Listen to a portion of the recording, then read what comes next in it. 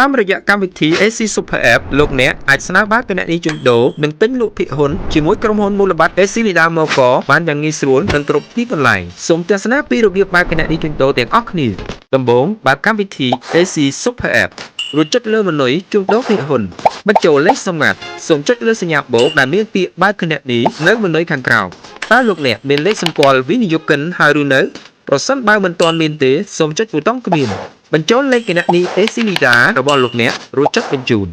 បញ្ចូលលេខ OTP ដែលបានផ្ញើទៅលេខទូរស័ព្ទរបស់លោកអ្នករួចចុចបញ្ជូនបំពេញព័ត៌មានផ្ទាល់ខ្លួនរួចចុចបន្ទាប់បំពេញព័ត៌មានទំនាក់ទំនងនិងភ្ជាប់ឯកសារសូមធីកលើកិច្ចព្រមព្រៀងអតិថិជនលក្ខខណ្ឌពិកាសនិង Investor Guide រួចចុចបញ្ជូនបន្ទាប់មកចុចលើពាក្យចុចទីនេះដើម្បីពិនិត្យមើលលើកិច្ចព្រមព្រៀងអតិថិជនរួចចុចប៊ូតុងយល់ព្រមហើយចុចពាក្យចុចទីនេះម្ដងទៀតដើម្បីពិនិត្យមើលលក្ខខណ្ឌពិកាសរួចចុចយល់ព្រម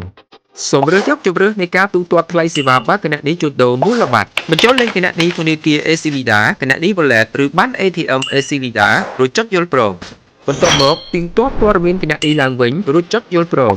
បញ្ចូលលេខសម្ងាត់ OTP ដែលបានផ្ញើសារចូលទូរស័ព្ទរបស់លោកអ្នករួចចុចបញ្ជូនការដាក់ស្នាបើកគណនីជួញដូររបស់លោកអ្នករួចរាល់ហើយសូមរងចាំការអនុម័តពីក្រុមហ៊ុនមូលបត្របន្ទាប់ពីក្រុមហ៊ុនមូលបត្របានអនុម័តរួចរាល់ហើយនោះលោកអ្នកនឹងទទួលបានសារជូនដំណឹងតាម AC Super App បន្ទាប់ពីទទួលបានសារជូនដំណឹងពីការបើកគណនីជួញដូរបានជោគជ័យរួចលោកអ្នកត្រូវភ្ជាប់គណនីជួញដូរនៅក្នុង AC Super App ដើម្បីអាចភ្ជាប់បានសូមចុចលើម៉នុយជួញដូរភាគហ៊ុនបញ្ចូលលេខសម្ងាត់ចុចលើពាក្យសាកបតលរួចចុចប៊ូតុងដំណើរការ